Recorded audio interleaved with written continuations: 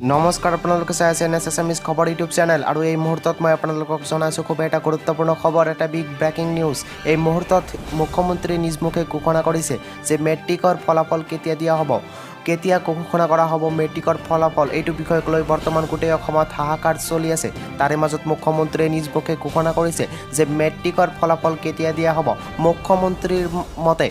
এই মাহতে দিয়া হ'ব মেট্ৰিক পৰীক্ষাৰ ৰিজাল্ট এই মাহৰ শেষ ফালে দিয়া হ'ব মেট্ৰিক পৰীক্ষাৰ ফলাফল বলকচোন এতিয়া আমি পলম নকৰি মুখ্যমন্ত্ৰীৰ কথাটো শুনি লওঁ যে মুখ্যমন্ত্ৰীয়ে কি ক'লে আচলতে বহুতৰ মনত এইটো এটা আছে যে মেট্ৰিকৰ ৰিজাল্ট কেতিয়া দিব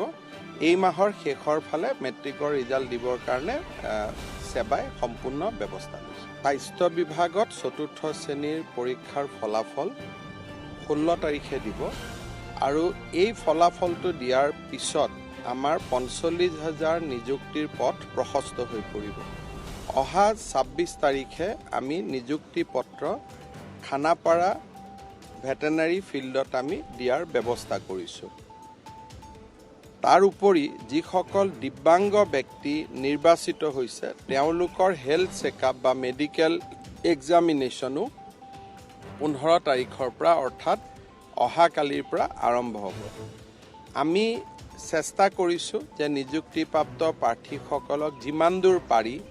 ঘৰৰ কাষৰ জিলা বা ঘৰুৱা জিলা বা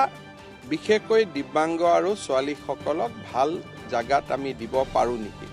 কিছুমান বিভাগত সম্ভৱ নহ'ব কিছুমান বিভাগত সম্ভৱ হ'ব